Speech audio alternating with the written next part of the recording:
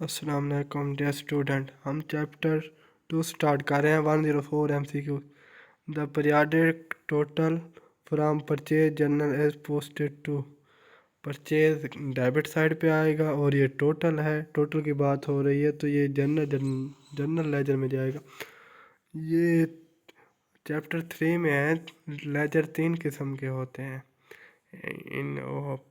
पहला होता है रिसीवेबल, दूसरा पेएबल, तीसरा जनरल लेजर।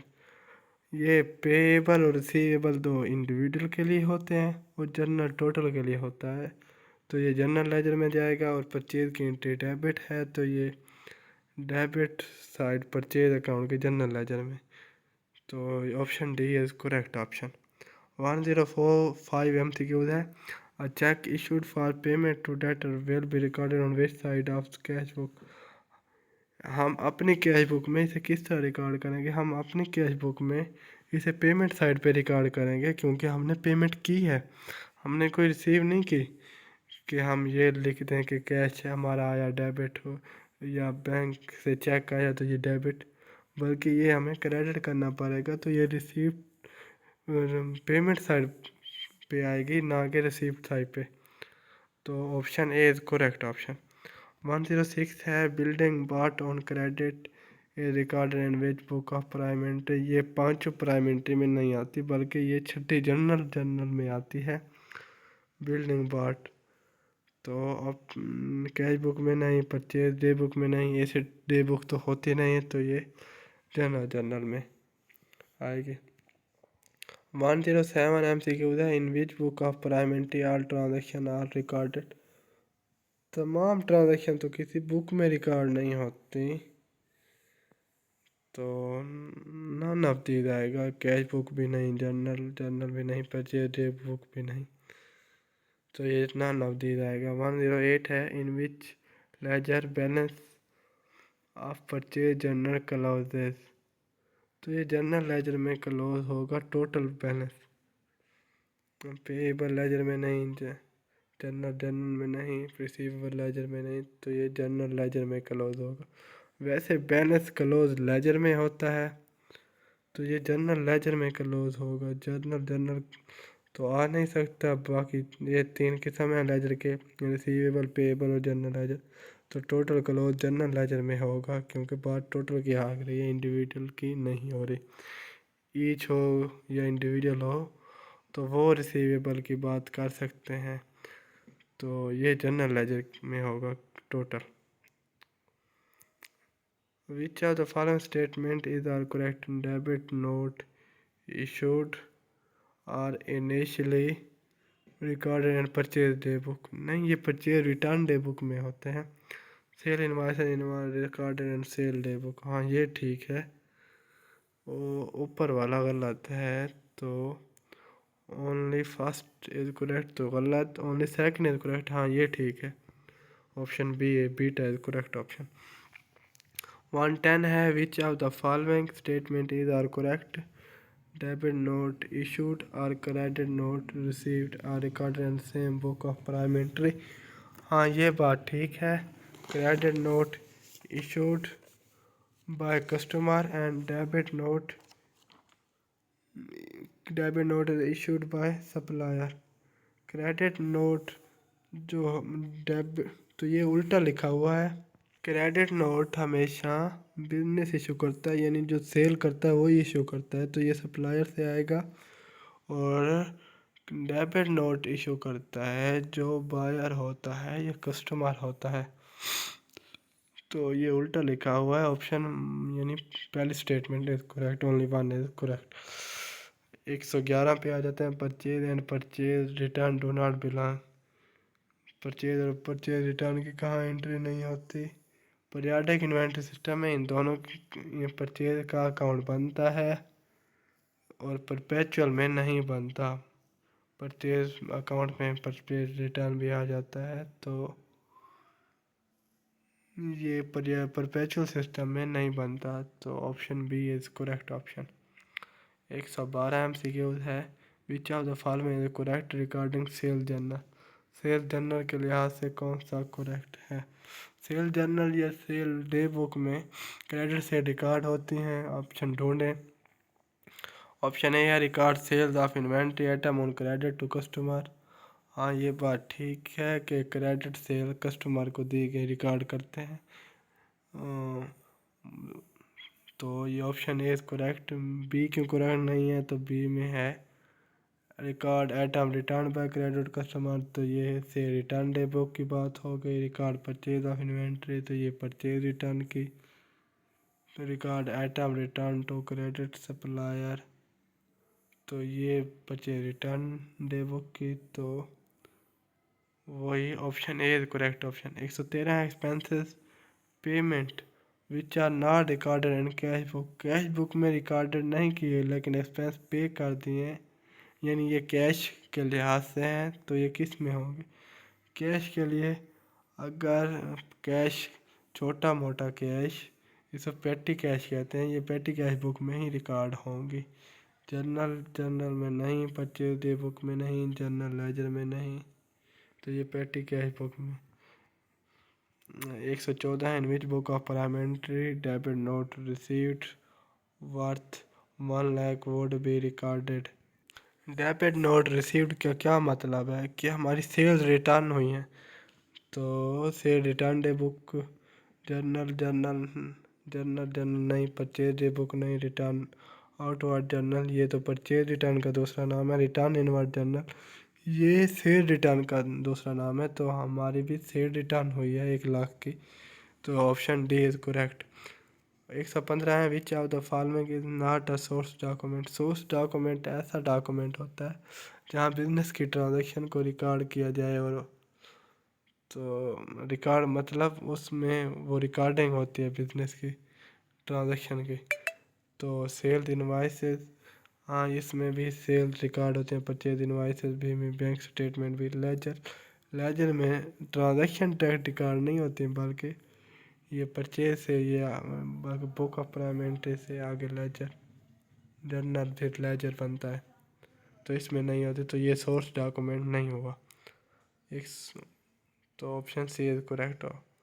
116 है which is the definition of trade discount. Trade discount क्या होता है? जो मौके पर ही डिस्काउंट दिया जाए, यानी हम बातचीत करके जो रकम वो कम करवाते हैं, कि उसने कहा कि ये 40,000 की, हमने कहा नहीं हम 35 देते हैं, फिर 36 पे हम ख़रीद लेते हैं, तो ये 4,000 जो हमने कम करवाया, तो ये ट्रेड डिस्काउंट, ये मौके वाला डिस्काउंट है।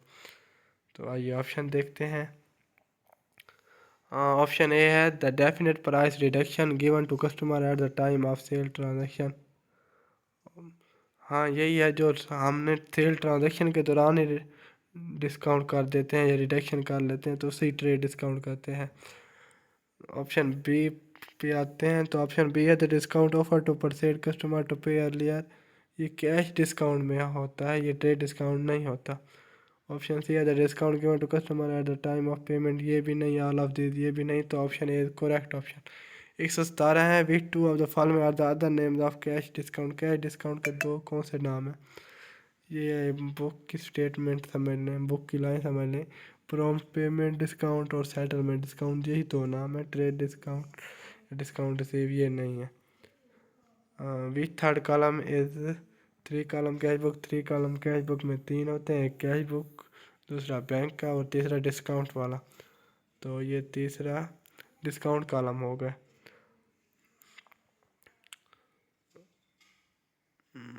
अगर यहाँ नन ऑफ दिस की बजाय ऑल ऑफ दिस भी दे देता, तो ये इसका भी डिस्काउंट कॉलम आ जाता, तो भी ऑप्शन डिस्काउंट कॉलम होता, क्योंकि उसने थर्ड को मेंशन किया है। The book of prime entry are best defined as those in which. Book of prime entry कैसे भाई, वो ये कह रहा है कि बुक ऑफ प्राइम एंट्री को इनमें से कौन सी स्टेटमेंट अच्छे से बयान करते हैं? Debit and credit rule do not follow, नहीं ये तो नहीं। डेबिट और क्रेडिट रूल तो होते हैं। मेमोरेंडम लेजर अकाउंट और प्रीपेड, नहीं ये बात गलत है। सब्सिडी लेजर अकाउंट और प्रीपेड नहीं। Entry is made through source document, हाँ जैसे हमें सेल डॉक्यूमेंट, क्रेडिट सेल का डॉक्यूमेंट मिलता है तो हम सेल करते हैं, तो सोर्स डॉक्यूमेंट के थ्रू एंट्री होती है, तो इसे प्राइम एंट्री कहते हैं। जो ही हमें से सोर्स डॉक्यूमेंट मिलेगा उसी के लिहाज से हम एंट्री करें। तो option D is correct option. Which of the following is not a source document, 120 MCQs है। Which of the following is not a source document. Option A sales invoices, option B purchase invoices, option C है ledgers, option D bank statement. Sale invoices हो गया, purchase invoice हो गया, bank statement हो गया, ये सारे सोर्स डॉक्यूमेंट है, लेजर सोर्स डॉक्यूमेंट नहीं है। तो ऑप्शन सी टोटल क्रेडिट से रिटर्न रिकॉर्डेड एंड डैश। आपको पता है कि टोटल जनरल लेजर में रिकॉर्डिंग होगी, वो पेएबल और रिसीवेबल लेजर में नहीं होंगी। ठीक है।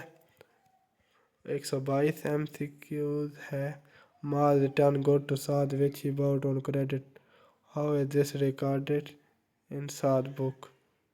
वो कह रहा है साथ ने बुक्स बेची हैं और माज उसका कस्टमर था, वो किस की रिकॉर्डिंग मांग रहा है। वो कहता है साथ कैसे रिकॉर्ड करेगा, साथ तो एक सप्लायर था या बेचने वाला था, तो उसके पास तो गुड्स आई हैं, तो वो सेल रिटर्न करेगा, सेल रिटर्न को डेबिट करेगा, और अकाउंट रिसीवेबल क्योंकि क्रेडिट पे थी तो अकाउंट रिसीवेबल को क्रेडिट करेगा।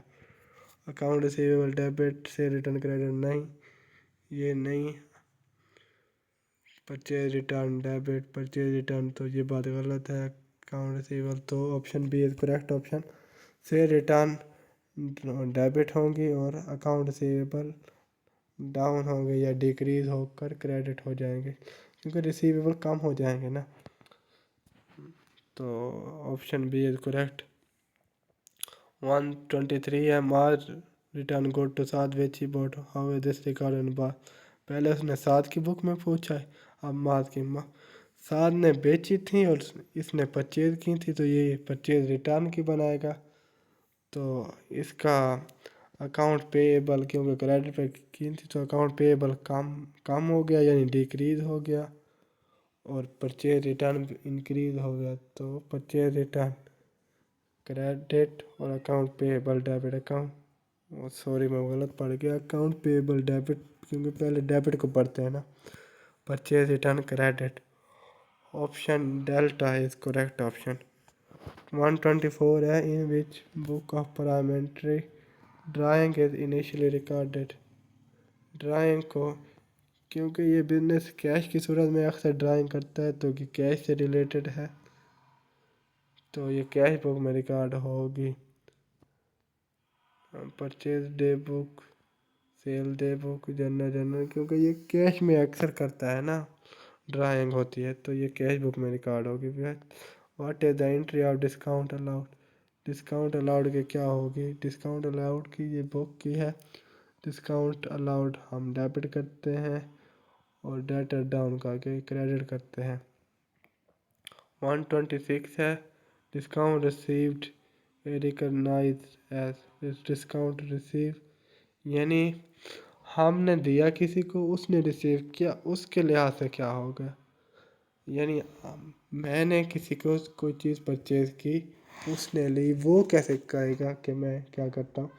वो कहेगा मेरी परचेज में रिडक्शन हुई है, तो ये होगा reduction from purchase in general expenses नहीं आएंगे, उसका तो फ़ायदा हो गया। इन परचेज रिटर्न जनरल नहीं, deduction in purchase day book नहीं, तो ऑप्शन ए इज करेक्ट। 127 है if we issue amount to replenish petty cash then it is recorded in, यानी इम्प्रेसिव सिस्टम में हम रिप्लेनिश करना चाहते हैं, तो हम ये कैसे करेंगे।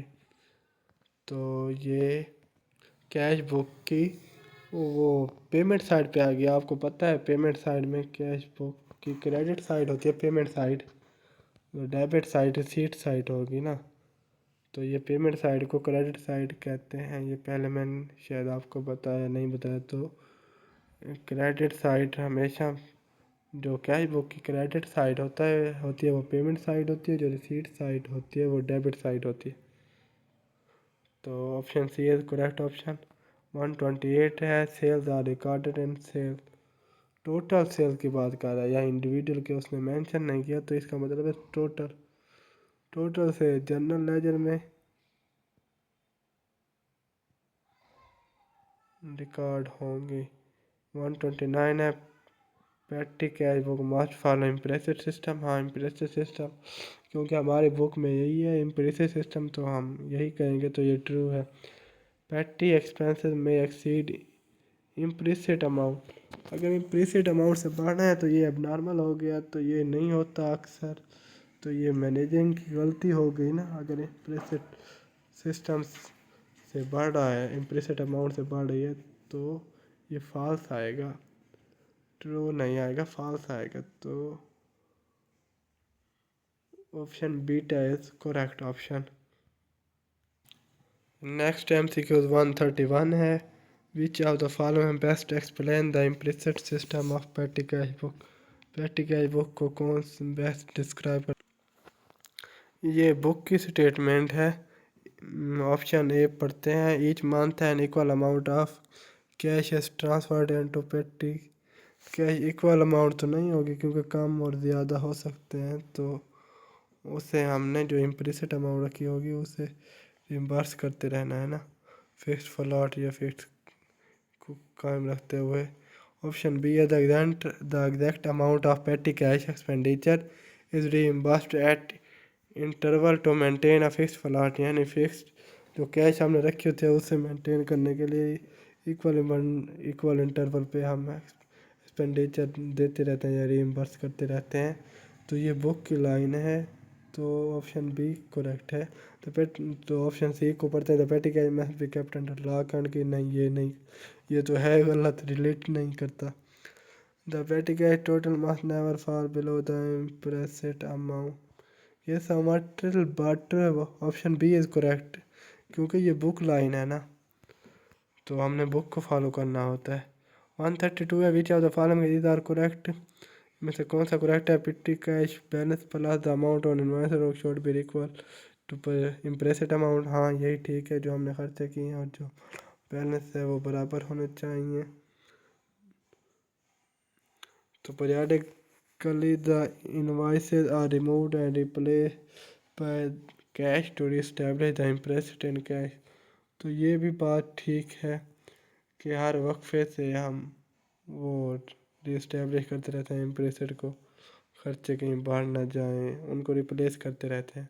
तो ये both are correct, only one is correct, one भी करेक्ट है, टू भी करेक्ट है, तो both are correct, option C is correct. 133 है, which are the following is are correct, इनमें से कौन सा ठीक है। Petty cash book must follow imprest, हाँ ये बात ठीक है। पेटी एक्सपेंसेस में एक्सीड इम्प्लिसिट अमाउंट, नहीं, अगर ये एक्सपेंसेस इम्प्लिसिट अमाउंट से एक्सीड नहीं करने चाहिए, तो ओनली वन इज करेक्ट। दूसरी स्टेटमेंट गलत है, ये इसको हमने 130 में भी फास्ट किया है। 134 है, रिप्लेनिशमेंट एंड पेटी कैश फंड इज रिकॉर्डेड, हाँ ये इम्पोर्टेंट, क्या हाँ मैं इसे कहता हूँ, ये मैंने जब पेपर दिया I2A का तो मेरे पास पीछे ये MCQs आए थे, cash book plus petty cash, मैंने शायद पेटी कैश लगाया था, तो पेटी cash book plus cash book आएगा, क्योंकि हम वहाँ भी तो कैश की पेमेंट हुई है ना, तो ये उसकी भी पेमेंट साइड पे रिकॉर्ड होगी और पेटी कैश में भी। तो पेटी कैश अकेला नहीं, सेल डे बुक तो इसको तो रिलेट नहीं करता, पर डे बुक भी नहीं, तो ऑप्शन ए इज करेक्ट। 135 है, payment of expenses from petty cash fund are recorded, हाँ ये सिर्फ पेटी कैश बुक में होंगी, तो अब तो इनका कैश बुक से कोई ताल्लुक नहीं ना, तो ऑप्शन बी इज करेक्ट। 136 है, the fund of petty cash are recorded, दोबारा से वही आ गया, ये इम्पोर्टेंट भी है, cash book plus petty cash, option is correct. 137, what is the journal entry of settlement discount, settlement discount या कैश डिस्काउंट या प्रोम डिस्काउंट, तो आपको पता है डिस्काउंट अलाउड डेबिट और डेटर डाउन या रिसीवेबल डाउन या डिक्रीज तो क्रेडिट। 138 है, business is offering a settlement discount यानी cash discount to customer in which two of the following situation the revenue is recorded to be fully amount at the payment, वो cash discount और settlement discount है ना, तो उसमें दो condition लगाई हुई हैं, और एक कंडीशन है कि रेवेन्यू फॉर फुल अमाउंट, और दूसरा है रेवेन्यू फॉर रिड्यूस्ड अमाउंट। तो ये फुल अमाउंट वाली बात है, तो फुल अमाउंट में होता है customer not expected to pay earlier. तो एक्सपेक्टेड नहीं था, उसकी एक कंडीशन होती है कि जैसे एक्सपेक्टेड भी नहीं था तो वो पे भी एक्सपेक्ट नहीं करता। दूसरी कंडीशन होती है कि वो एक्सपेक्टेड नहीं था लेकिन उसने पे कर दे। और जो उसकी कंडीशन है रिड्यूस की, तो उसमें एक्सपेक्टेड करते हैं दोनों सिचुएशन में, लेकिन एक में वो पूरा नहीं उतरता, एक में पूरा उतर आता है। इसमें जो फुल की है उसमें हम एक्सपेक्ट भी नहीं करते, तो जहाँ एक्सपेक्ट नहीं किया वही ऑप्शन ठीक होंगे। टू ऑप्शन का कहा है ना, या टू सिचुएशन द कस्टमर है not expected to pay earlier. हाँ, नॉट एक्सपेक्टेड है और फुल रेवेन्यू की बात हो रही है, तो option A is correct. Option B है the customer is expected to pay earlier, expected है तो ये रिड्यूस होगा, ये हमारा फुल रेवेन्यू नहीं होगा। ऑप्शन सी है the customer is not expected to pay earlier but pay earlier. हाँ, ये बात ठीक है। ऑप्शन डी है the customer is expected, expected वाली बात रिड्यूस में होती है, फुल में नहीं होती।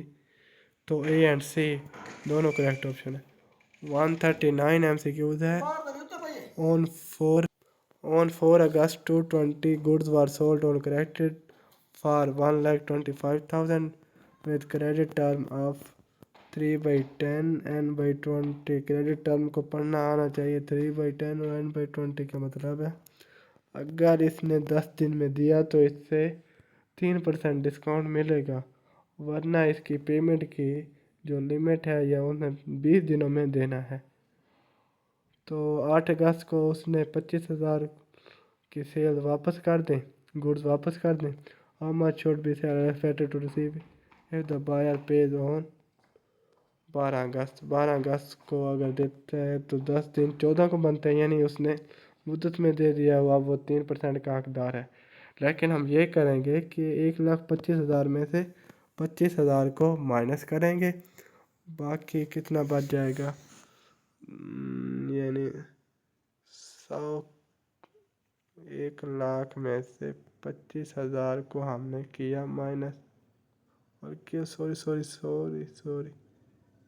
1,25,000 में से हम करेंगे 25,000 को माइनस, क्योंकि ये रिटर्न हो गई है ना, इनके तो पैसे नहीं हैं, बाकी हमारे पास बच जाएगा 1,00,000। अब हम 1,00,000 पे उसकी टर्म लगेगी। 1,00,000 पे क्या टर्म लगेगी, 1,00,000 का 3%, 1,00,000 3/100, तो ये बन गया 3,000। 1,00,000 में से 3,000 गया तो कितनी पे करेगा, 97K, यानी 97,000। तो 97,000 ऑप्शन ठीक होगा। कहाँ है 90,000, ऑप्शन देखते हैं, सॉरी ऑप्शन, तो 97 ऑप्शन डी है। तो 140 पे आ जाते हैं। 140 MCQs है। On 1 June 2022 goods were sold on credit for 8 lakh with credit term of 1/10 and 30। इस क्रेडिट टर्म का मतलब है अगर 10 दिनों में अगर पैसे दे दिए तो 1% डिस्काउंट मिलेगा, वरना पेमेंट की लिमिट 30 डेज है। How much should the seller expected to receive if the buyer pays on 8 June, यानी यह 1 जून को ख़रीदा था, बेचा था, और 8 जून को रिसीव हो गई, यानी वो डिस्काउंट का हकदार हो गया। अब उसको 1% का डिस्काउंट मिलेगा, 1% का हम बना लेते हैं। 8,00,000 का 1% कितना बनेगा, 8,00,000 1/100, तो ये बनेगा 8,000।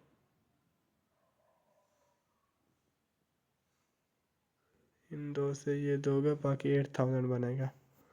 तो 8,000 8,00,000 में से कम होगा, बाकी कितना बचेगा, 7,92,000। तो option C is correct option. अभी 1 40 MCQ तक करते हैं। अब उम्मीद है आपको वीडियो अच्छी लगी होगी। वीडियो अच्छी लगी हो तो वीडियो को लाइक करें, चैनल को सब्सक्राइब करें और नई आने वाली वीडियो के लिए बेल आइकन को भी दबाना ना भूलें। अल्लाह हाफिज़, मिलते हैं नेक्स्ट वीडियोज़ में।